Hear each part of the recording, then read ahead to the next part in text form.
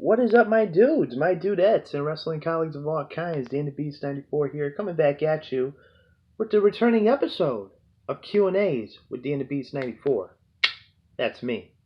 So I know a lot of you guys were anticipating the return of this, questioning where my Q&A videos went, and that was just simple. Just me being lazy, and I just got really tired of just writing the questions down, answering them on video, throwing the questions out, wasting paper, right? Well, my dumbass was like, well, if only you could use your Xbox to go on the internet. Huh, why didn't you think of that before, huh, dumbass? That's what I'm doing right now. I'm on my Xbox right now. If you guys have Xbox or a Nintendo Switch, drop your gamer tags, your friend codes. I'm all about gaming. So, here we go. If you guys have any questions that you would like me to answer for next week's Q&A, leave it in the comment section down below, and I'll be sure to get to it next Friday. But here we go. Let's start off with the first three questions from my boy, MarkBoy316. First question he asks is, what's your thoughts on Jeff Jarrett's career in all promotions? Were you a fan of his? Definitely wasn't the biggest fan of his. I loved his career. A lot of things that he did in his career, he surpassed. I believe he surpassed Razor Ramon's record for holding the most IC titles at that time at 6. Loved it when he became tag team champions with Owen Hart. Yes, because I'm an Owen Hart guy. Have to mention that. But he definitely made a name for himself by the time he got to TNA. Even though he was the founder of TNA and practically put himself over. I didn't mind Jarrett. His WCW career sucked. All his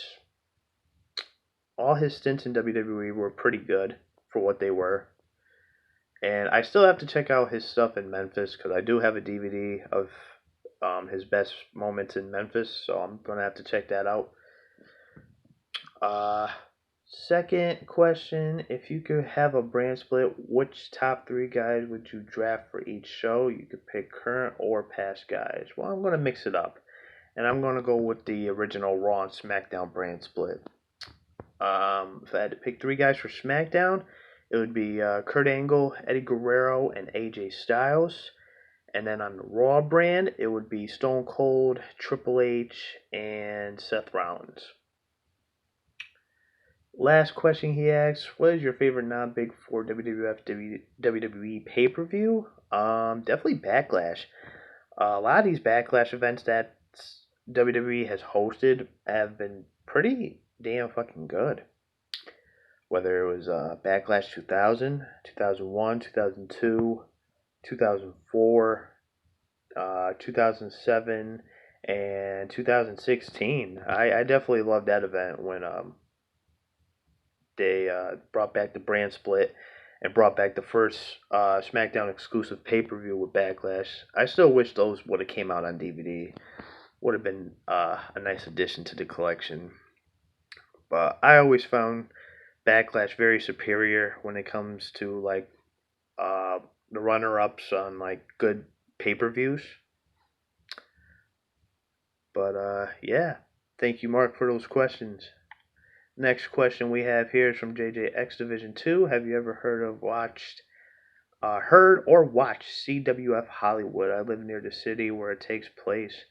Never heard of it, but I'm definitely going to have to look that up. Where are you from? Not to be personal or anything, but just to get an insight of like what I'm really looking at. Definitely have to be familiar with more based independent promotions. Only one I'm really familiar with is Northeast. Next questions we have here is from Porter's Unboxing. What merch do you have the most of? Either Ric Flair or Marty Scurll. Definitely Marty Scurll at the moment. I recently just got some things in the mail from Rick Del Santo, who sent some stuff my way. Got a couple T-shirts and stuff like that, and autographs. But the stuff that Rick sent me, I'm gonna save that for another video. So definitely between Ric Flair and Marty, and maybe the NWO. But other than that, I think those are probably like the most, and maybe Angle too. Autograph wise, Jerry Lawler. Autograph wise. Next question he asks is, "What do you think of Keith Lee winning the title?" It was about damn time. Adam Cole had a very good lengthy run with it, and it was only a matter of time before everybody thought like who would be the man to dethrone Adam Cole, and Keith Lee was definitely a great choice for that. And speaking of Adam Cole, last question he asked me is, do you have any Adam Cole DVDs? Compilation wise, no, but pay per views and events, yes. Whether it's Ring of Honor and PWGs, I definitely have a lot of those events featuring Adam Cole. So, next questions we have here is from Whitestoner 420. Your favorite WrestleMania? Uh, well, I got three, so I'm gonna cheat a little bit. But WrestleMania 20, 23, and 18. Definitely three of my favorites. 20 being in particular because that was the first WrestleMania I watched live when I was younger. March 14th, 2004. I was just about to turn 10, believe it or not, but that really stood out, especially for the main event, which is by far still one of my favorite main events of all time between Benoit, Michaels, and Triple H for the world title. But yeah, or even like 18, WrestleMania 18 was definitely another one, just because at that time, by 2002, WWE's rosters was stacked after they acquired ECW and WCW superstars after buying out both companies. So I thought that was good. It could have been a little bit better, but I loved seeing like NWO on that card, Hollywood Hogan, Diamond Dallas Page, just guys you really wouldn't have thought who would be at WrestleMania, especially at that time. And the whole possibility of dream matches.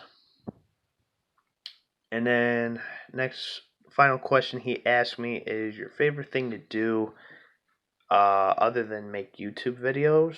I mean, majority of the time I'm working, but I mean, this is still kind of YouTube slash video related, but I love doing the podcast with Rick Del Santo and JJ Sins. For some of you guys who don't know, I am part of the Pro Wrestle Zone podcast team.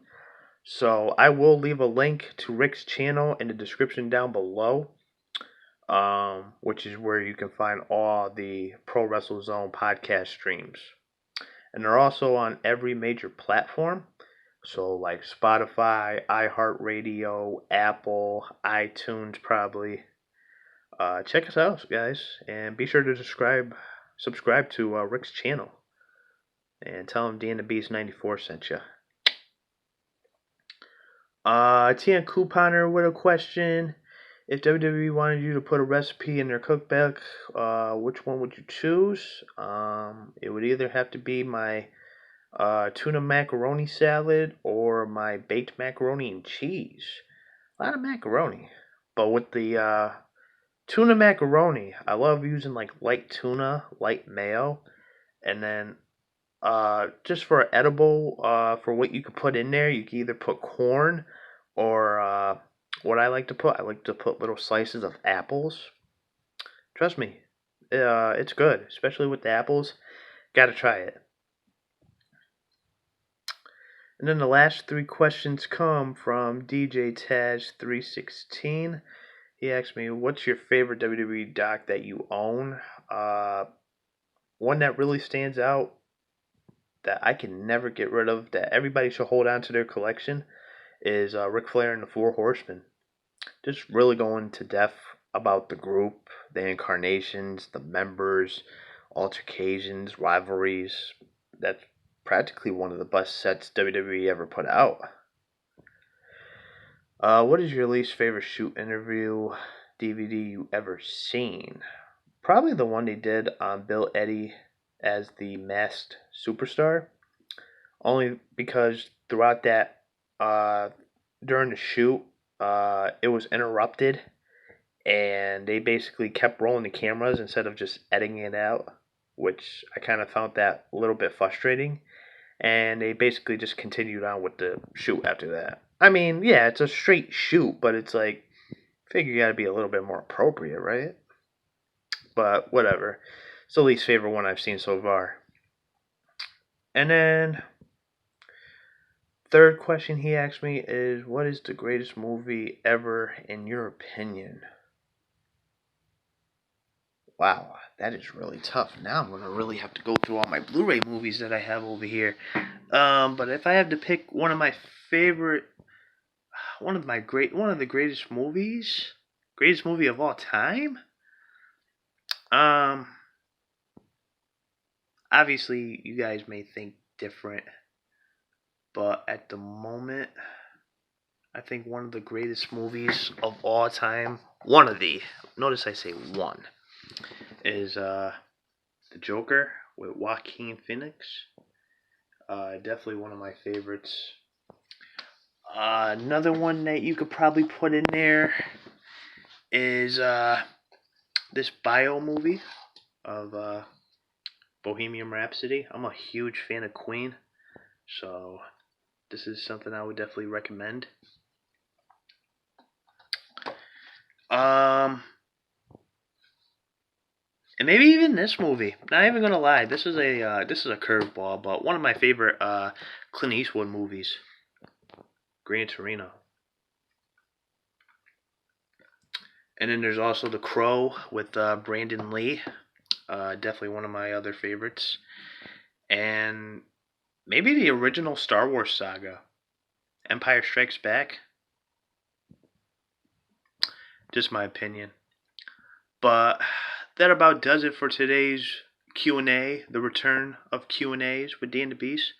So hopefully you guys enjoyed this video. Leave your likes, your comments in the comment section down below, especially if you have questions that you would like me to answer for next week's Q&A. And subscribe, especially if you're watching my channel and you're not subscribed. What are you doing? Hit that button. And until next time, guys, DanTheBeast 94, signing off.